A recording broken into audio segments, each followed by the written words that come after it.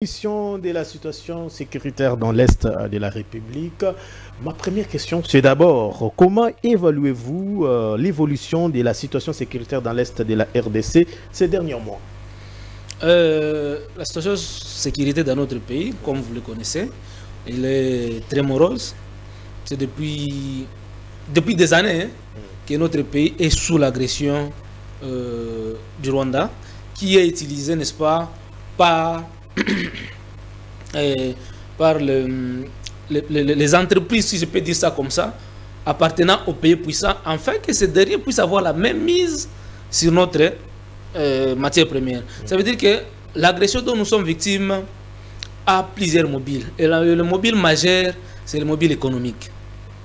Et donc, on utilise le Rwanda, on finance le Rwanda, on donne le Rwanda les moyens nécessaires pour nous agresser, afin que ces entreprises-là puissent avoir le contrôle sur notre matière première. Et c'est ça le malheur de notre pays. Alors qu'il y a une possibilité que ces entreprises puissent, n'est-ce pas, négocier directement avec notre pays, afin d'éviter toutes ces atrocités-là. Voilà un peu la situation qui prévaut dans notre pays. Et certains territoires aujourd'hui... Vous pensez que ce sont les raisons profondes qui prouvent l'intensification de cette situation à l'est de la RDC? Aujourd'hui, nous ne cesserons jamais de le dire, les raisons majeures de l'agression de notre pays, je l'ai dit tantôt, sont des raisons économiques. Et ça veut dire qu'au niveau interne ici, notre pays, on ne cesse de citer le Rwanda, on ne cesse de pointer le Rwanda. Or, les raisons majeures, on l'ignore.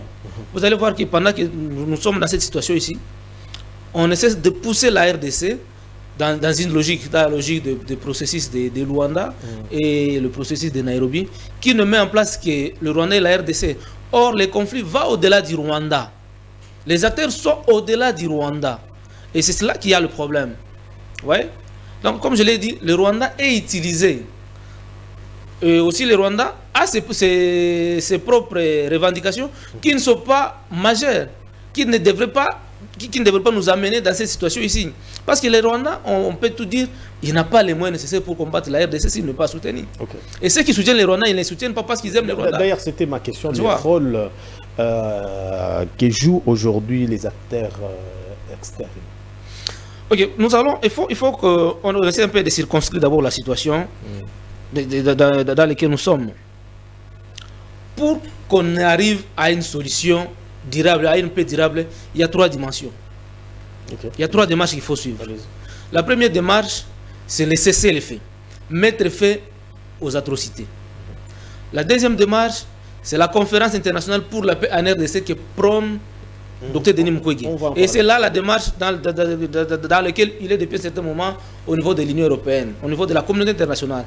Il y a aussi le pacte social, parce que la coopération internationale, c'est un mécanisme international pour que nous puissions arriver à la paix. Mais il y a aussi le pacte social pour la paix et le vivre ensemble en RDC et dans le pays de Grand Lac, proposé par la CENCO. Ça, c'est maintenant le mécanisme interne, parce qu'il ne faut pas l'ignorer. Il y a les problèmes qui sont endogènes, qui doivent être réglés d'abord à l'interne.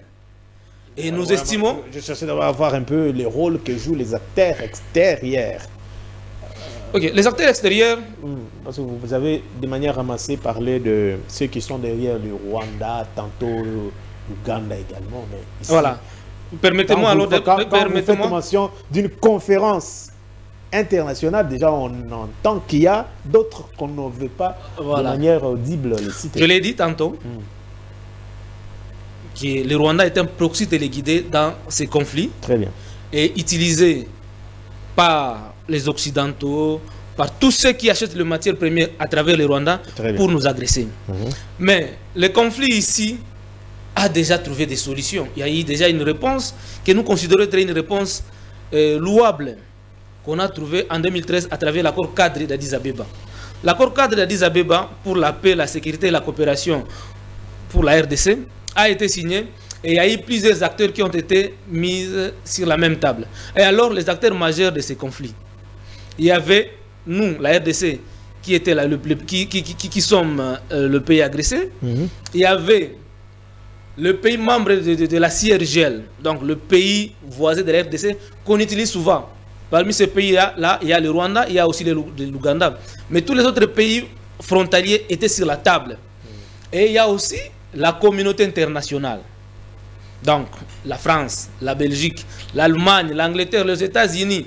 Il y a aussi des organisations multilatérales comme l'ONU, comme l'Union européenne. Il y a eu aussi la SADC qui sont signataires de cet accord ici. Et ces acteurs-là sont des acteurs majeurs de ces conflits.